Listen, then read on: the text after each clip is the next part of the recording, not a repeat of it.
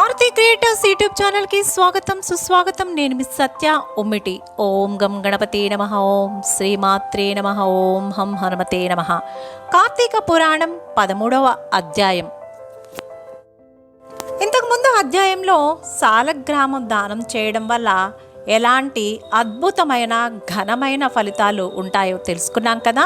ఈ 13వ అధ్యాయంలో ఈరోజు కన్యాదానం చేయడం వల్ల ఎలాంటి ఉత్తమమైన ఫలితాలను పొందవచ్చో తెలుసుకుందామా మరి. ఆ వశిష్ఠ మహాముని జనక మహారాజుతో, ఓ జనక చక్రవర్తి, కార్తీక మాసంలో ఇంకనూ విధిగా చేయవలసిన ధర్మములు చాలా ఉన్నవి, వాటిని కూడా వివరించదను, శ్రద్ధగా ఆలకింపుము అని ఇలా చెప్పసాగారు. కార్తీక మాసంలో నదీ స్నానము ముఖ్యము. దానికంటే ఒక పేద బ్రాహ్మణుని కుమారునకు ఉపనయనము చేయుట ముఖ్యము. ఒకవేళ ఉపనయనమునకు అగు ఖర్చు అంతయు భరింపశక్యము కానప్పుడు మంత్రాక్షతలు దక్షిణ తాంబూలాది సంభావనలతో తృప్తిపరిచినను ఫలము కలుగును. ఈ విధముగా ఒక పేద బ్రాహ్మణ బాలునికి ఉపనయనము చేసిన ఎడల ఎంతటి పాపములు చేసి ఉన్నను, ఎంతటి దుష్కృతములు చేసి ఉన్నను, ఎంతటి వ్యభిచారము చేసి ఉన్నను ఆ పాపములన్నీ పోవును. ఎన్ని నూతులు తటాకములు త్రవ్వించినను పైన చెప్పినట్లుగా ఒక పేద బ్రాహ్మణ బాలునికి ఉపనయనము చేసినందువలన వచ్చు ఫలము సరితూగవు, ఆ ఫలమునకు సరితూగవు. అంతకన్నా ముఖ్యమైనది కన్యాదానము. కార్తీక మాసమందు భక్తి శ్రద్ధలతో కన్యాదానము చేసిన ఎడల తాను తరించుటయే కాక తన పితృదేవతలను కూడా తరింపచేసిన వాడగుదును.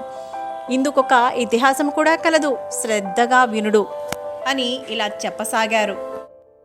ఆ వశిష్ఠ మహామునుల వారు సువీరుని యొక్క చరిత్రను జనక మహారాజుకి ఇలా చెప్పసాగారు.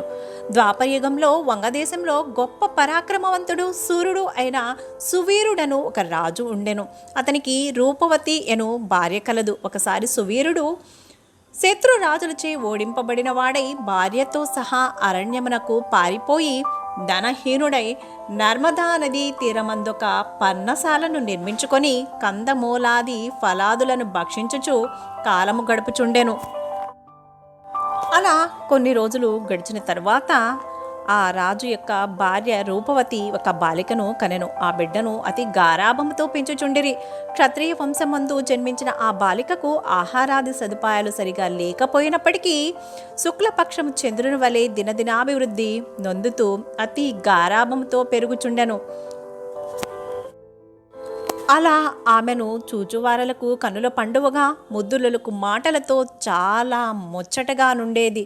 దినములు గడిచిన కొలది బాలికకు నిండు యవ్వన దశ వచ్చెను. ఒక దినమున వానప్రస్థుని కుమారుడు ఆ బాలికను చూసి ఆమె అందచందములకు పరవశుడై ఆ బాలికను తనకిచ్చి పెండ్లి చేయమని ఆ రాజును కోరెను. అందులోకి ఆ రాజు, ఓ మునిపుత్ర, ప్రస్తుతము నేను కడు బీద స్థితిలోనున్నాను, అష్ట దరిద్రములు అనుభవించుచున్నాను. మా కష్టములు తొలగుటకు గాను నాకు కొంత ధనమిచ్చిన ఎడల నా కుమార్తెను నీకిచ్చి పెండ్లి చేయుతునని చెప్పగా తన చేతిలో రాగి పైసైనను లేకపోవటచే బాలికపైనున్న మక్కువతో ఆ ముని కుమారుడు నర్మదా తీరమున కుబేరుణ్ణి గూర్చి ఘోర తపమాచరించి కుబేరుణ్ణి చివరికి మెప్పించి ఆ కుబేరుని వద్ద నుంచి ధనపాత్రను సంపాదించను. రాజు ఆ పాత్రను పుచ్చుకొని సంతోషించి తన కుమార్తెను ఆ మునకుమారునికి ఇచ్చి పెండ్లి చేసి నూతన దంపతులనిద్దరినీ కూడా అత్తవారింటికి పంపాను. అటులా మునికుమారుడు భార్యను వెంట పెట్టుకుని వెళ్ళి తల్లిదండ్రులకు నమస్కరించి అంతవరకు జరిగిన వృత్తాంతమంతయు చెప్పి భార్యతో సుఖించుచుండెను. సువీరుడు మునికుమారుడిచ్చిన ధనపాత్రను తీసుకుని స్వేచ్ఛగా ఖర్చు పెట్టుకుంటూ భార్యతో సుఖంగా ఉండెను. అట్లా కొంతకాలం జరిగిన తర్వాత ఆ రాజు భార్యమణి మరొక బాలికను కనెను. ఆ బిడ్డకు కూడా యుక్త వయస్సు రాగానే మరలా ఎవరికైనా ధనమునకు అమ్మవచ్చునన్న ఆశతో ఎదురుచూచుచున్నాడు సువీరు మహారాజు. ఒకానొక సాధు పొంగవుడు తపతి నదీ తీరము నుండి నర్మదా నదీ తీరమునకు స్నానార్థమై వచ్చుచు దారిలోనున్న సువీరుని కలుసుకొని, ఓయి, నీవెవ్వడివు? నీ ముఖము వచ్చస్సు చూడగా రాజవంశమునందు జన్మించిన వారి వలె ఉన్నావు. నీవి అరణ్యమందు భార్యా బిడ్డలతో ఎందుకు నివసించుచున్నావు? కారణం ఏంటి అని ప్రశ్నించగా అప్పుడు సువీరుడు, మహానుభావ, నేను వంగదేశము నేలుచుండెడి సువీరుడను రాజును. నా రాజ్యమును శత్రువులు ఆక్రమించుటచే భార్య సమేతముగా ఈ అడవిలో నివసించుచున్నాను. దరిద్రము కంటే కష్టమేదియునూ లేదు, పుత్ర శోకము కంటే గొప్ప దుఃఖము లేదు. అటులనే భార్య వియోగము కంటే గొప్ప సంతాపము మరొకటి లేదు. అందుచే రాజ్య భ్రష్టుడినై ఈ కారడవిలోని సకుటుంబంగా బ్రతుకుచున్నాను. నాకు 2 కుమార్తెలు. అందు మొదటి కుమార్తెను ఒక మునిపుత్రునికిచ్చి వాని వద్ద కొంత ధనము పుచ్చుకొంటిని. దానితోనే ఇంతవరకు కాలక్షేపము చేయుచున్నాను అని చెప్పగా, ఓ రాజా, నీవు ఎంతటి దరిద్రుడువైనను ధర్మ సూక్ష్మములు ఆలోచింపక కన్యను అమ్ముకొంటివా? కన్యా విక్రము మహాపాతకములలో ఒకటి. కన్యను విక్రయించిన వారు అసిపత్ర వనమను నరకమును అనుభవింతురు. ఆ ద్రవ్యముతో అంటే కన్యను అమ్ముకొనుగా వచ్చిన ధనముతో దేవా ముని పితృదేవత ప్రీత్యర్థము ఏ వ్రతము చేసినను వారు నశింతురు. అదియునే కాక కన్యా విక్రము చేసిన వారికి పితృదేవతలు పుత్ర సంతతి కలుగకుండా శపింతురు. అటులనే కన్యను ధనమిచ్చి కొని పెండ్లాడిన వారు చేయు గృహస్థ ధర్మములు వ్యర్థమొకటయే కాక అతడు మహా నరకమును అనుభవించును. అంటే కన్యను అమ్మిన కొనుక్కున్న రెండూ కూడా మహాపాతకాలే. కన్యా విక్రయము చేసిన వారికి ఎట్టి ప్రాయశ్చిత్తము లేదని పెద్దలు వక్కాణించి చెబుతున్నారు. కావున రాబోయే కార్తీక మాసమున నీవు 2వ కుమార్తెను నీ శక్తి కొలది బంగారు ఆభరణతో అలంకరించి సదాచార సంపన్నునకు ధర్మబుద్ధి గలవానికి కన్యాదానము చేయము. అటులు చేసిన ఎడల గంగా స్నానమునరించిన ఫలము, అశ్వమేధ యాగము చేసిన ఫలము పొందుటయే కాక మొదటి కన్యను అమ్మిన దాని పాప ఫలము కూడా తొలగిపోవును అని రాజునకు హితబోధ చేయగా, అందుకు ఆ రాజు నవ్వి, ఓ మునివర్య, దేహ సుఖము కంటే దాన ధర్మముల వల్ల వచ్చిన ఫలము ఎక్కువ.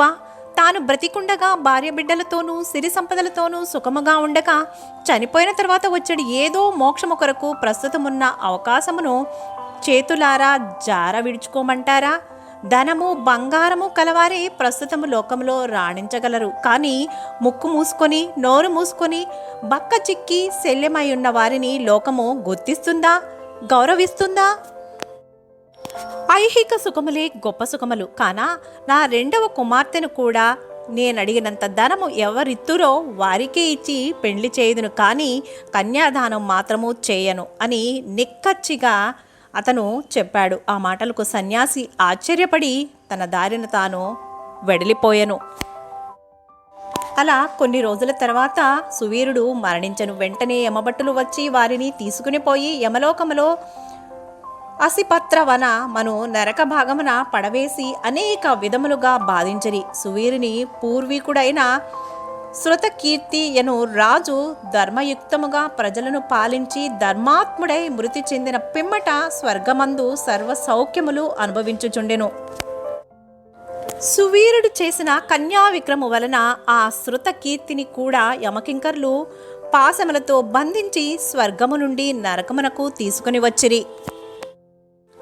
అంతటా శృతకీర్తి, నేనెరుగున్నంత వరకును ఇతరులకు ఉపకారమే చేశాను, దాన ధర్మాలు యజ్ఞయాగాదులు చేసి ఉన్నాను, నాకు ఈ దుర్గతి ఏల కలిగెను అని మనస్సులో అనుకుని నిండు కొలువు తీరియున్న యమధర్మరాజు కడకేగి నమస్కరించి, ప్రభు, నీవు సర్వజ్ఞుడవు, ధర్మమూర్తివి, బుద్ధిశాలివి, ప్రాణికోటినంతయు సమానంగా చూచుచుండెడివాడివి.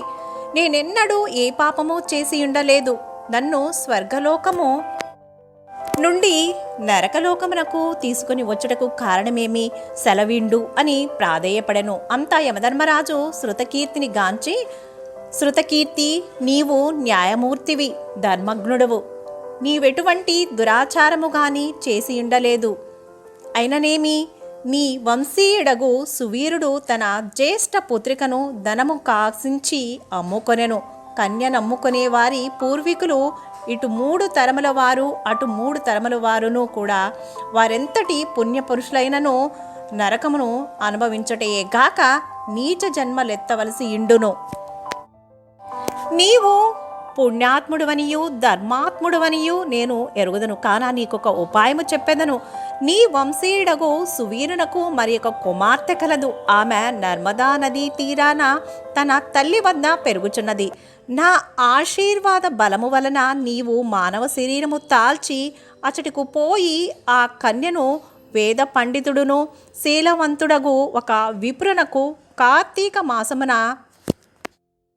సాలంకృతముగా కన్యాదానము చేయించుము. అటులు చేసిన ఎడల నీవు నీ పూర్వీకులు సువీరుడు మీ పితృ గణములు కూడా స్వర్గలోకముకు వెళుదురు. కార్తీక మాసంలో సాలంకృత కన్యాదానము చేసిన వాడు మహాపుణ్యాత్ముడగును. పుత్రికా సంతానము లేనివారు తమ ద్రవ్యముతో కన్యాదానము చేసినను లేక విధి విధానముగా ఆబోతునకు వివాహమునర్చినను కన్యాదాన ఫలము వచ్చును. కనుక నీవు వెంటనే భూలోకమునకు వెళ్ళి నేను చెప్పినట్లు చేసిన ఆ ధర్మ కార్యము వల్ల నీ పితృగణములు తరింతురు. పోయిరమ్ము అని యమధర్మరాజు పలికెను. అప్పుడు శృతకీర్తి యమునకు నమస్కరించి సెలవు తీసుకుని నర్మదా తీరమున ఒక పర్ణ కుటీరములో నివసించుచున్న సువీరుని భార్యను కుమార్తెను చూసి సంతోషపడి ఆమెతో యావత్తు విషయములు వివరించి కార్తీక మాసమున సువీరుని రెండవ కుమార్తెను సాలంకృత కన్యాదాన పూర్వకముగా చతుర్వేదములు చదివిన యొక్క బ్రాహ్మణ యువకునికి ఇచ్చి అతి వైభవముగా వివాహము చేసెను. అటులా కన్యాదానము చేయటం వలన సువీరుడు కూడా పాప విముక్తుడై స్వర్గలోకంలోనున్న పితృదేవతలను కలుసుకొనెను. కన్యాదానము వలన మహాపాపములు కూడా నాశనమగును. వివాహ విషయములో వారికి మాట సహాయము చేసినను పుణ్యము కలుగును. కార్తీక మాసమున కన్యాదానము చేయవలెనని దీక్షభూని ఆచరించిన వాడు విష్ణు సాన్నిధ్యము పొందును. అలా అని కన్యాదానము చేయుటకు శక్తి ఉండి కూడా చేయకుండా ఉన్నవాడు శాశ్వతముగా నరకలోకానికి పోతాడు. కార్తీక పురాణము 13వ అధ్యాయము 13వ రోజు పారాయణం సంపూర్ణం. విన్నారు కదా, కన్యను విక్రయించినా కొన్నా కూడా ఎంతటి మహాపాతకాలు మనకు చుట్టుకుంటాయో. అలాగే ఈ కార్తీక మాసంలో చేసే కన్యాదానం ఫలము అంతా ఇంత కాదు. అది మన పాపాలని హరించి మనల్ని మన వంశాన్నే కాకుండా మన పితృదేవతలను కూడా ఉద్ధరిస్తుంది. ఎంతో పుణ్యాన్ని సంపాదించబెడుతుంది. వీడియో నచ్చితే లైక్ చేయండి, షేర్ చేయండి. ఛానల్ని సబ్స్క్రైబ్ చేసుకోకపోతే సబ్స్క్రైబ్ చేసుకోండి, గంట కొట్టండి, ఆల్లో పెట్టుకోండి. సర్వేజన సుఖినో భవంతు. శుభం.